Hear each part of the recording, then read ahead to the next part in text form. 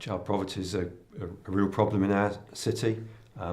About 25% of children in Sheffield live in poverty.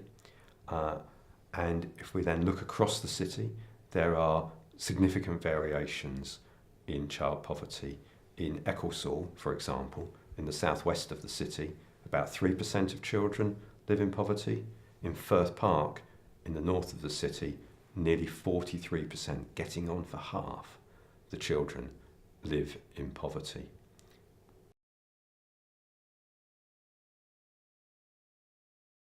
Well, in 2010, the Child Poverty Act was passed, which was part of a commitment to very significantly reducing, if not indeed abolishing, child poverty. Unfortunately, we've seen some significant changes to that legislation. It's become the Life Chances Act, not the Child Poverty Act, and we've seen a real watering down of the focus on income as the principal indicator of poverty. And we think that having a decent income so that you can afford to put food on the table, you can afford decent warm housing, you can clothe your kids, you can have the occasional treat and holiday. We think that those things are absolutely crucial to children's health and well-being, and to the likelihood of them being able to achieve their potential. So in Sheffield, we want to continue focusing on that aspect of child poverty. Of course, there are other things that we have to address as well. Early years support, education, decent housing, good health care, including proper support for children and young people experiencing mental ill health.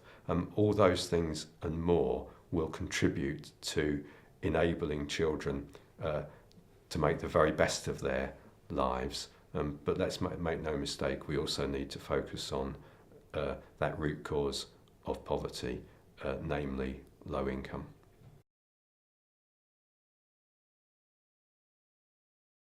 Well, in the city we have a tackling poverty strategy, and we also have a strategy focusing on financial inclusion.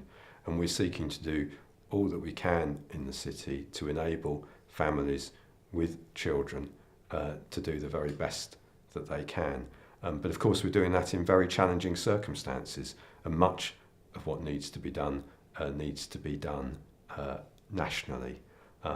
We know that it's very often families with young children, and very often the women in those families, who've borne the brunt of some of the changes that we've seen over the past few years, borne the brunt of austerity.